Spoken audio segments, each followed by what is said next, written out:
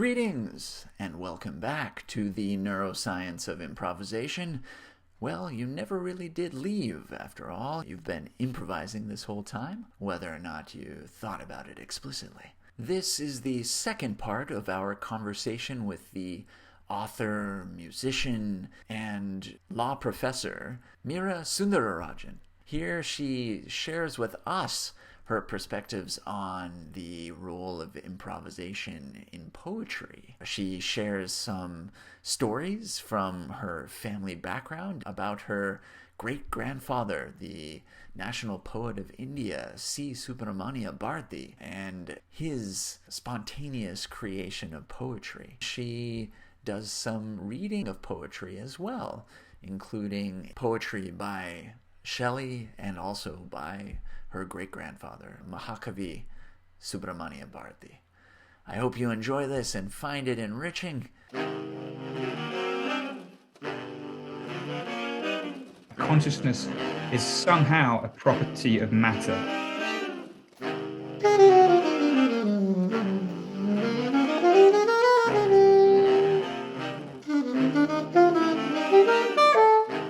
The entire material universe is an appearance in consciousness and not distinct from consciousness. So you, in addition to being a pianist, are also an author. Yep. And you are known to read poetry. I heard you read poetry on Jack Wilson's podcast, Yes. The History of Literature, even. Yep. So poetry also is something through composed. Mm-hmm. And when you read it, you're creating it in the moment. Do you see that as a very similar process or experience in relation to performing a piece of composed music? What a fascinating question. Yeah, I would see it as being extremely similar, actually.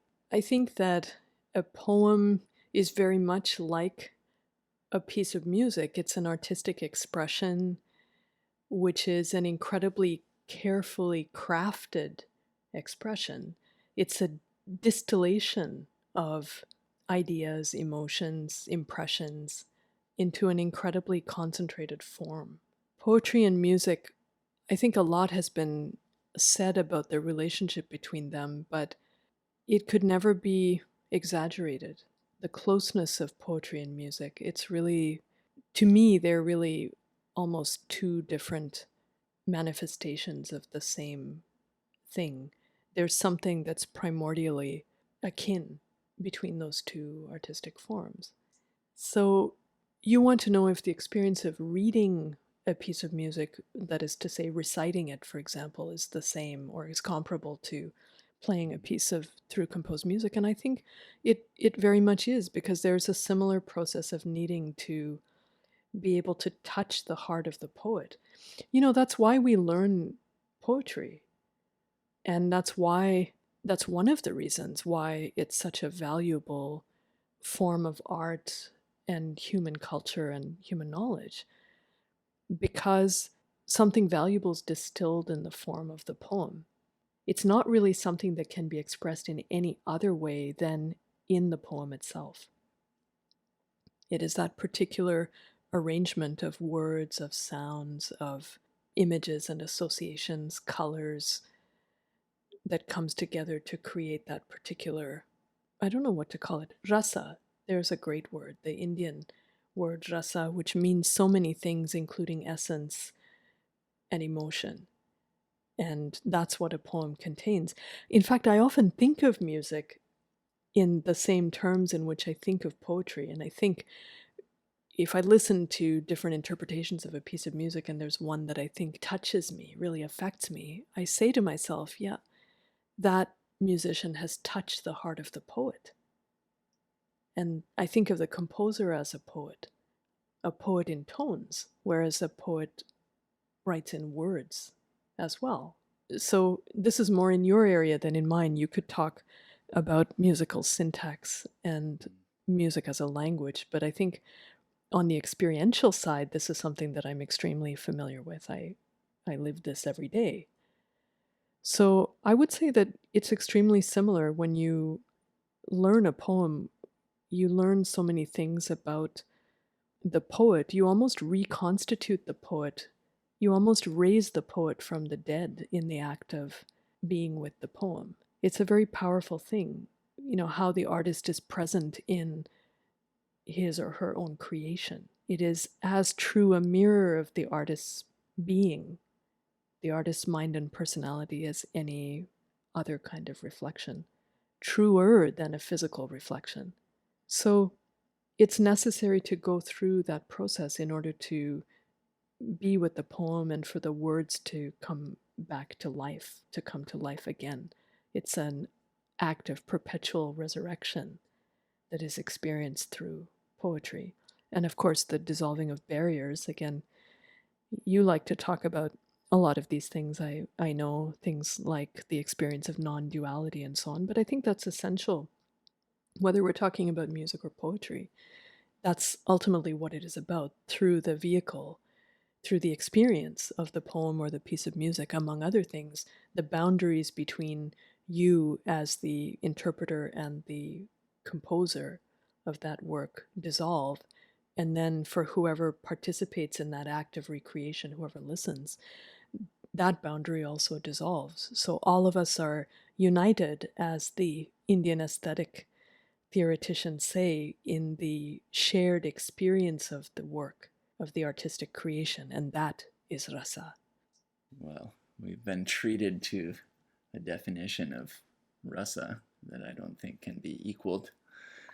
Would it be possible to treat us yet more to an experience of a rasa, and to create music or poetry? I don't think you have a piano handy, but perhaps a poem? Would you be open to reading or reciting a poem?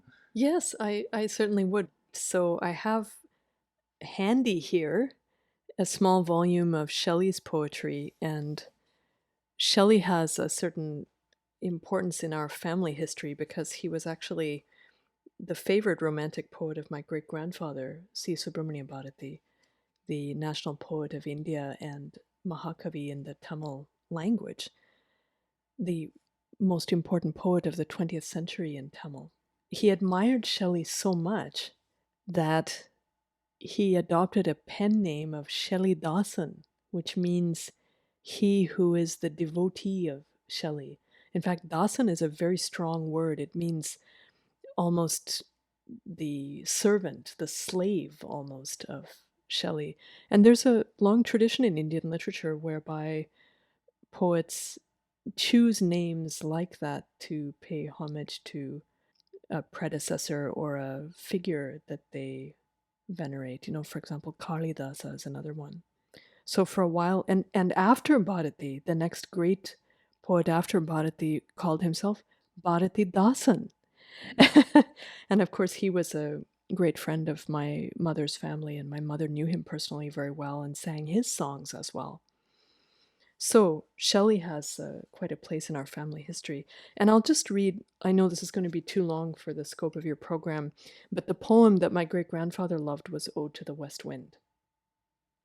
So I'll read the beginning of Ode to the West Wind, although that does leave things hanging a little bit, but hopefully we'll just whet the appetite of your listeners to go and find the rest for themselves. It's not difficult. So Ode to the West Wind by Percy Bysshe Shelley. O wild west wind, thou breath of autumn's being, thou from whose unseen presence the leaves dead are driven like ghosts from an enchanter fleeing.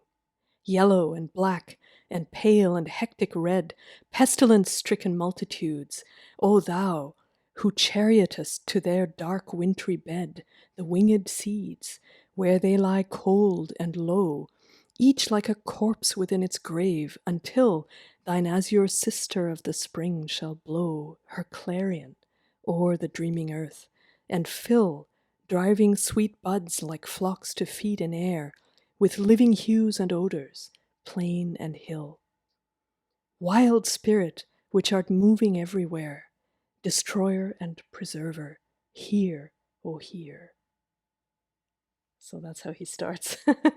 I can't help but wonder if the reference to destroyer and preserver must have resonated quite a bit with Bharati as well, because of course in the Hindu tradition, the three great gods are Brahma, the creator, Shiva, the destroyer, and Vishnu, the preserver. And Shiva and Vishnu are actively worshipped in separate religious traditions, separate but, of course, connected religious traditions. So, destroyer and preserver, here, oh, here. Well, thank you for that, Mira. That was amazing. Would you like one more poem? Yes, absolutely. One more that's a little bit more accessible, perhaps, for a short hearing session like this. A very famous sonnet by Shelley, which a number of your listeners probably learned in school, called Ozymandias. I met a traveler from an antique land who said, "Two vast and trunkless legs of stone stand in the desert. Near them, on the sand, half sunk, a shattered visage lies, whose frown and wrinkled lip and sneer of cold command tell that its sculptor well those passions read, which yet survive, stamped on these lifeless things, the hand that mocked them and the heart that fed. And on the pedestal these words appear: My name is Ozymandias, King of Kings. Look on my works, ye mighty, and despair. Nothing beside remains. Round the decay of that colossal wreck, boundless and bare, the lone and level sands stretch far away.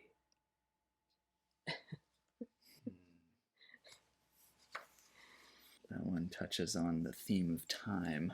Yes, and also the hubris of humanity, the arrogance of those who think that they have wealth and power and can command the obedience of others, the futility of their efforts to do so. Time is not only the great destroyer, but the great equalizer. Time is the measure of man, it is said. And here is the measurement of the great Ozymandias. Look on my works, ye mighty, and despair. This unbelievable arrogance of that statement. And in the end, the lone and level sands, boundless and bare, stretching as far as the eye can see, and no trace of anything that this arrogant, hubristic person thought was going to live forever, destroyed in the blink of an eye by the progress of time. Unstoppable progress indeed. Simply an extraordinary poem by one of our greatest poets. Thank you for sharing that. This is the Shelley that your great-grandfather so admired. Very much so. As a poet admiring another poet, Yeah. From another language than his mother tongue. Yeah. And indeed, Bharati wrote in English quite a bit, and you edited and released with Penguin his English writings. Yeah, that's right. And I'm very proud of that book, for various reasons. But one of the important considerations is that Bharati had done a significant amount of work in English, and it was collected in a book back in about 1937.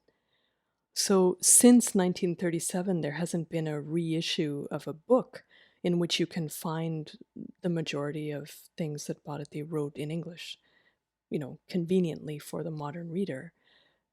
So to think that I did that in 2021 on the occasion of Bharati's 100th death anniversary, it was decades after the first publication of that book. So it really was an immense privilege, and it made entirely possible by my mother and father, who saw that this publication project was waiting to happen and asked me to take responsibility for it. So thanks to them.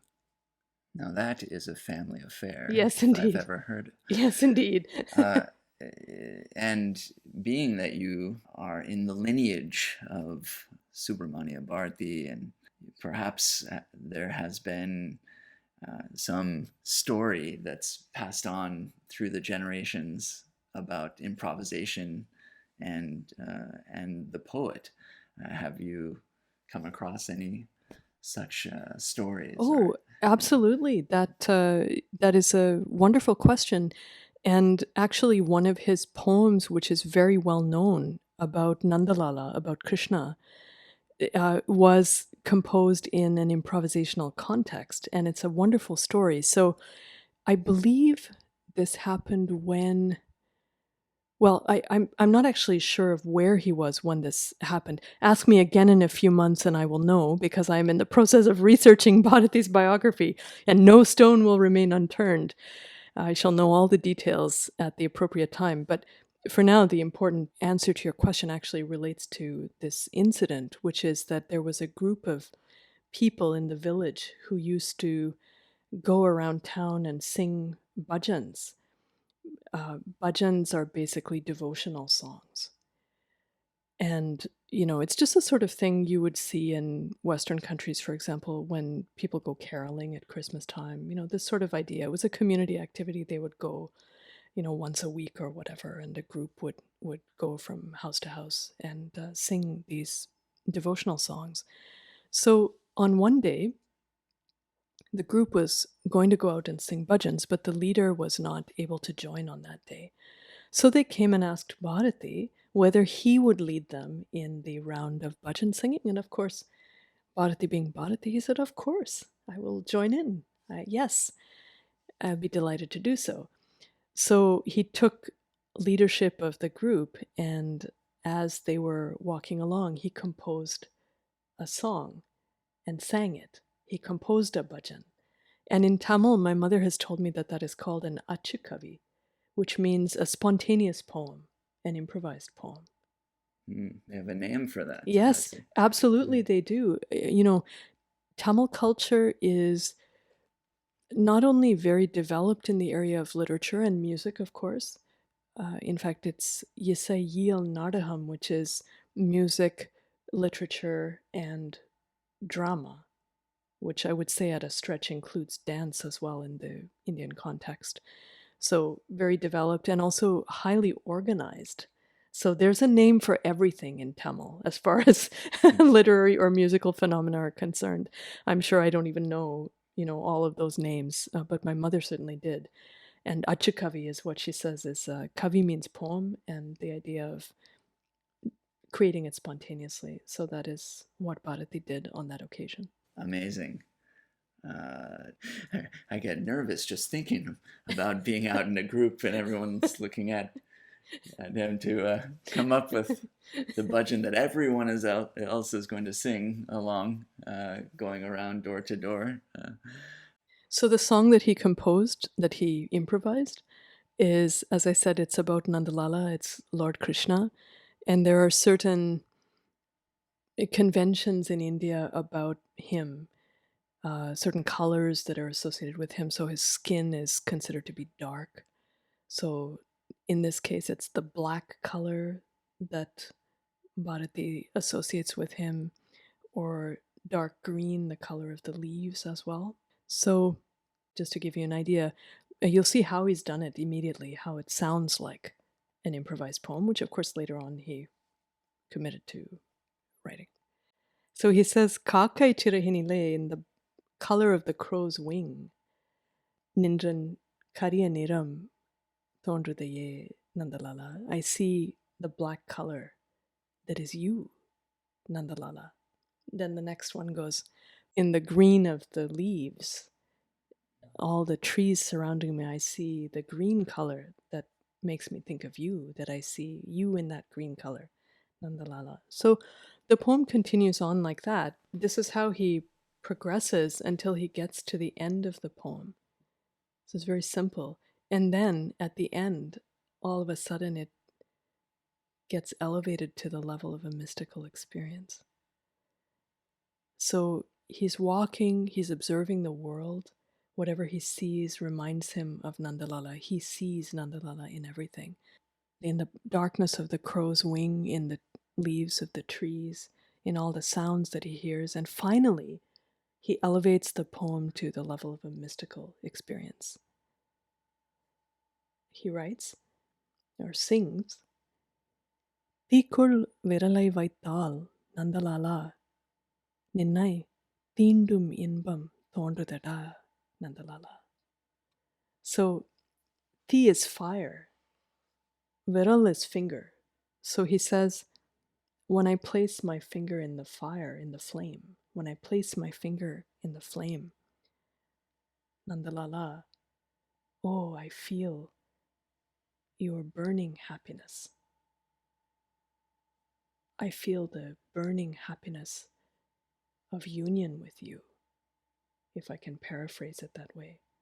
I feel the burning happiness of being with you. And he uses a certain diction in Tamil that is not really translatable. So he says, Tikul viralai vaital nandalala, if I place my finger in the fire, Ninnai tindum inbam thondudada nandalala. Thondudada. It's the wonder of the experience. Ah, I feel it. I feel the wonder of that burning happiness. And it's not really something that we can explain or analyze. It's simply an experience that the poet is describing, which is out of the ordinary. I would call it a mystical experience. Yeah, you've definitely opened us to the possibilities of poetry.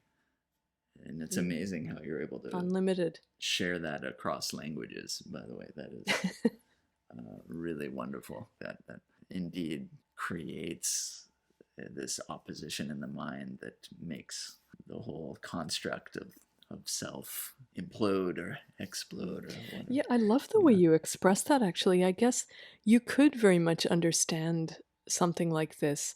I always think of it as being part of the tradition of mystical poetry in Tamil and in India, of course. And I wouldn't say that I'm deeply learned in that, but I've learned a lot about it through Bharati and through my mother, who was deeply learned in this tradition. But I also think about the mystics in the Christian tradition. You know, I was named after Teresa of Avila. So I think that this is a writer like William Blake. These are experiences that take just the form that you're describing. And the way you put it makes me think of Japanese culture. The little I know about that, and about the whole idea of the Zen approach, the koans, the idea of breaking apart the normal cognitive processes and rhythms of the mind, and being able to transcend that in some way. I understand from my mother that Bharati really admired Japanese poetry, by the way. He really admired the haiku and wrote some of them himself, is what she told me. Tamil haiku. Yeah. Presumably. Not in Japanese, I don't think. He knew many, many languages, but I don't think Japanese was one of them. He had no opportunity to learn Japanese. He was well aware of the culture Yeah. and the place. Yeah, he was enormously well-read and really had an insatiable curiosity about what was happening in literature. You know, he read in English, in French in the original. He read major German writers, either through English or in the original. I think through English translation, though. And then he was extremely learned in Indian languages and Indian poetry, which is there are just oceans of literature there to be studied and to learn from and enjoy. Well, thank you for the thimble of the ocean that you've shared with us today, because it is really inspiring. And wonderful. And of course, it's the experiential side of what is being discovered and investigated through research with the neuroscience of consciousness in various ways, and improvisation is part of that. These tools are starting to give us a feel for the neurobiology that underlies those subtle experiences that you're able to access and share through poetry and music. At least there's hope that we might form more and more of understanding from that perspective as well, or that level of description. Well, I really think Bharati would have supported you very much in that endeavor, because he was, among other things, a great believer in scientific inquiry. And he thought that was extremely valuable on the path towards understanding more about ourselves and about the conditions of human life. and he thought that a lot could be accomplished. He thought that anything can be accomplished through scientific inquiry, and that is a path for the development of human knowledge that is very distinguished and valuable as a path. So he was a great proponent of scientific knowledge as well. I'm not surprised. And speaking of spreading knowledge and insight, do you have anything coming up that you can draw the attention of listeners to? Books on the horizon, performances, other such activities that you could describe? Yeah, quite a few things, although some of them will require patience and remembering on the part of anyone who's kind enough to take an interest. I am working on Bharati's biography, which is a project I've inherited from my mother, so that's going to be coming out with Penguin India initially, hopefully later in 2024 or early 2025. And in terms of music, I have a performance coming up in San Francisco at an organization, a wonderful organization called the Noontime Concerts, which holds concerts in a San Francisco church. I believe it's Old St. Mary's Cathedral, every Tuesday at lunchtime. And these are completely free concerts that are beautifully presented. Anyone can just walk in off the street and sit down for 45 minutes or an hour of music.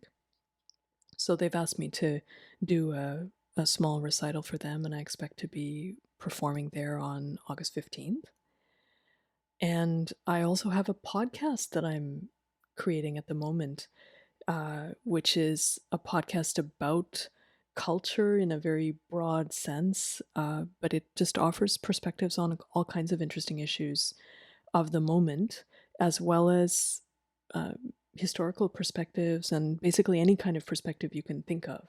Literary perspectives, musical perspectives, and so on. It's all going to come under the umbrella of this podcast with the slow march of time, episode by episode. But right now I'm planning to release very soon episodes about the repatriation of cultural property, which has been a big issue. A lot of talk has been happening around artifacts from Africa here in the United States, and I'm actually interviewing an absolutely wonderful person who works as a legal officer and works very closely with the management team of the National Museums of Rwanda. And I also have an upcoming interview with Gro Nezjar, who is the daughter of a very distinguished Norwegian artist, Carl Nezjar, who was a close collaborator of Pablo Picasso and helped Picasso to realize in 3 dimensions work that he wanted to convert from 2-dimensional designs into large-scale, monumental 3-dimensional works. And Gro is a wonderful speaker and an art historian who knew Pablo Picasso quite well when she was growing up. So please look out for that. I should be starting to release the first couple of episodes sometime in July. Thanks. Oh, outstanding.